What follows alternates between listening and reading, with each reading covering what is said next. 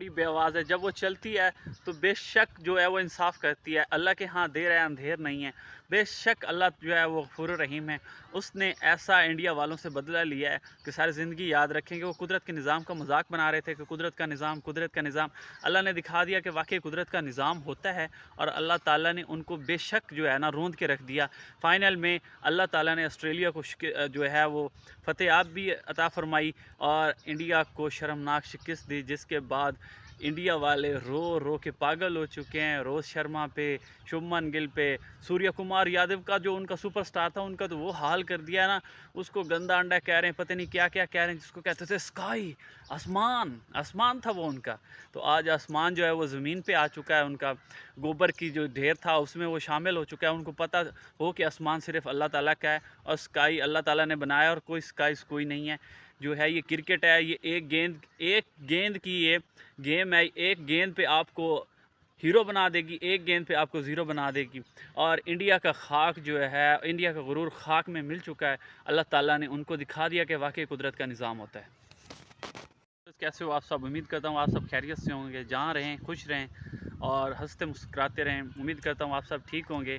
और आप लोगों से रिक्वेस्ट है कि अगर आप नए हैं तो मेरे चैनल को कर लें सब्सक्राइब। आज के व्लॉग में आप लोगों से बात करेंगे आईसीसी क्रिकेट वर्ल्ड कप 2023 के फ़ाइनल की, जिसमें ऑस्ट्रेलिया ने इंडिया को इबरतनाक शिकस्त दी और पूरे पाकिस्तानियों के दिल को ठंडा कर दिया। क्योंकि मुझे इरफान पठान का वो भंगड़ा डांस और पठानों वाला डांस अभी तक याद है। किस तरह उन्होंने पाकिस्तानियों को डिग्रेड किया, किस तरह उसने अफ़गानिस्तान की जीत पे पाकिस्तानियों के दिल को ऐसे रौंद डाला और पाकिस्तान के जज्बात के साथ खेला। और वो कुदरत के निज़ाम का मजाक बना रहे थे। उन्होंने ऐसे वर्ल्ड कप को मैनेज किया था कि ये प्लेट में आ जाएगा हमारे। लेकिन PAT Cummins, what a brilliant person he is. पहले गया, उसने पिच की तस्वीर बनाई, उसने पूरे सर्कमस्टांसेस को देखा, पूरी पिच को देखा। सर जायज़ा लेने के बाद उसने फिर अपने स्टाफ से मुशावरत की कि ये पिच है, इसको याद रखना, ये वाली निशानी है, ये पिच की तस्वीर है, पिच तब्दील नहीं होनी चाहिए। जैसे इन्होंने न्यूजीलैंड की पिच तब्दील की, ये इन्होंने ऑस्ट्रेलिया की पिच भी तब्दील कर लेनी थी। क्योंकि पड़ोसी हैं ही माशाल्लाह इतने समझदार कि ये जीतने के लिए ये कुछ भी कर सकते हैं। ये कहते हैं कि हमने पूरी दुनिया को मैनेज किया हुआ है, पूरी दुनिया की क्रिकेट जो है हमारी मुट्ठी में है और जिस तरह हम कहेंगे दुनिया की क्रिकेट वैसी चलेगी, क्योंकि हम इंडियन हैं बस। साहब की जो बेहिसी थी वो कम ज़रफ़ी का ये आलम था कि वो वर्ल्ड कप पकड़ाने के बाद उसका जो एटीट्यूड था टुवर्ड्स पैट कमिंस वो देखने वाला था। देख के इंसान को शर्मिंदगी महसूस हो रही थी कि ये लोग हार बर्दाश्त नहीं कर सकते।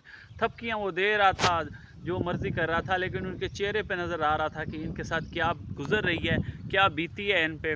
उसके बाद फिर पैट कमिंस जब उसकी तरफ देखा और वो उसने इंप्रेशन दिए ना, तो वो भी साफ नज़र आ रहा था कि उसको पता चल गया कि ये हमें इग्नोर कर रहे हैं। उसने वैसे भी आईपीएल के लिए उसने कहा था कि मैं वर्ल्ड कप के लिए और एशिया सीरीज़ के लिए मैं आईपीएल नहीं खेलूँगा, और इसीलिए वो कप्तान बरकरार रहा। और उस बंदे की मेहनत है, आज वो वर्ल्ड कप का चैम्पियन है।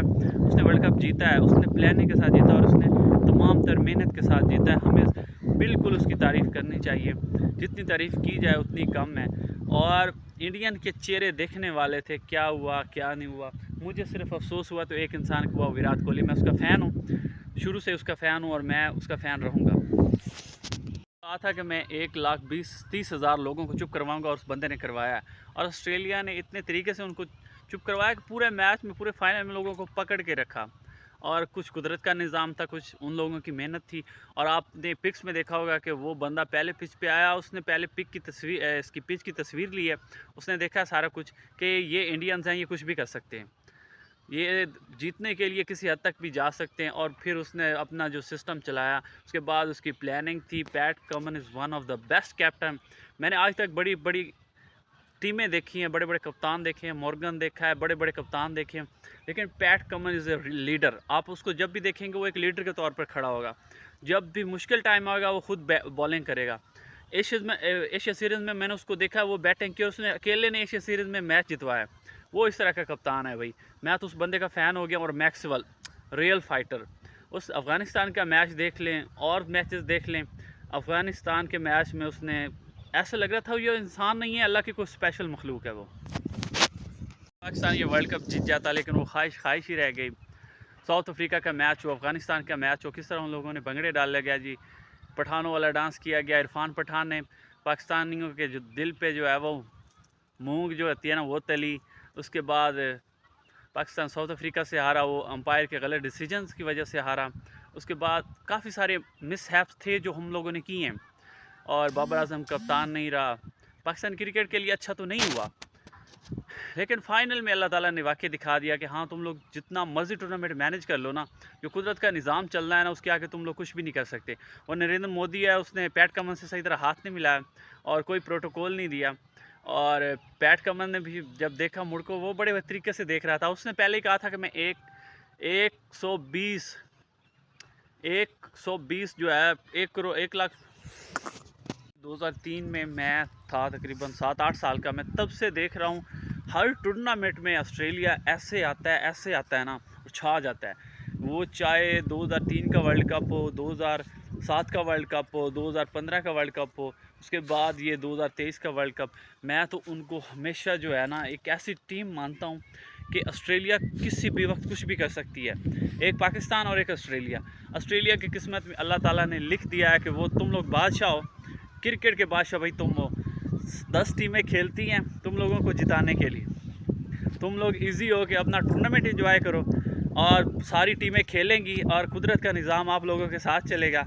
और फाइनल में एक ना एक डेविड हसी हो जाएगा, ट्रेविस हेड हो जाएगा, मैथ्यू वेड आपको याद हो जाएगा।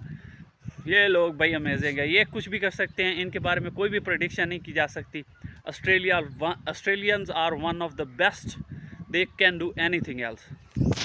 मुल्क है, हमारे तमाम तब रवाबत उनके साथ अच्छे हो तो ये हमारे दोनों मुल्कों के लिए फ़ायदा मंद है। तिजारत बढ़े, हमारा पड़ोसी मुल्क है, जो चीज़ हमें रशिया से या कहीं और से ख़रीदनी पड़ती है वो हम पड़ोस से क्यों ना ले। जो पास की दुकान से चीज़ मिल रही हो, मोहल्ले के तीसरी दुकान से जाके लेने में आपका पेट्रोल या आपका वक्त ज़ाया लाजमी होता है। हमें इंडिया के साथ कोई इश्यूज़ नहीं है, लेकिन इन्होंने आज तक हमें दिल से कभी तस्लीम ही नहीं किया। ये हमेशा पाकिस्तान को डिग्रेड करने की कोशिश करते हैं, और जिस तरह इनके साथ हुआ दुख था, पड़ोसी हैं हार गए हैं। लेकिन फिर जब वो मैंने भंगड़े देखे, और क्योंकि मैं विराट कोहली का फ़ैन हूँ, टू बी ऑनेस्ट मैं शुरू से विराट कोहली का फ़ैन हूँ और आज भी हूँ। और जिस तरह उस बंदे ने अपने आप को ग्रूम किया, विराट कोहली जो था वो विराट कोहली रहा ही नहीं। आज वो दुनिया का नंबर 1 बैट्समैन, मैं उसको दुनिया का नंबर 1 बैट्समैन मानता हूँ। फिगर के हिसाब से आप देखें, आप लोग रिकॉर्ड्स देखें, आपकी उसकी 60 में से 40 सेंचुरियाँ जो होंगी वो अपना टारगेट अचीव करते हुए होंगी। बेशक बाबर आजम अच्छा प्लेयर है, बाकी दुनिया के अच्छे प्लेयर होंगे, मैंने ऐसा प्लेयर आज तक नहीं देखा। Virat Kohli is one of the best player. बेशक वो दुनिया का नंबर 1 बैट्समैन है, लेकिन उसको भी तनकीद का सामना करना पड़ा जब वो पाकिस्तानियों के साथ अच्छे ताल्लुकात बनाता है, क्योंकि ये एक माफिया है। ये इंडियन जो है ना, ये एक माफिया है, और ये माफिया के तौर पे चलते हैं। इन्होंने एम एस धोनी के साथ किया। एम एस धोनी दुनिया का नंबर 1 कप्तान मानता हूँ मैं उसे, और उससे ऐसा कप्तान कभी आ नहीं सकता। इन्होंने उसकी कदर नहीं की। ये वो कौम है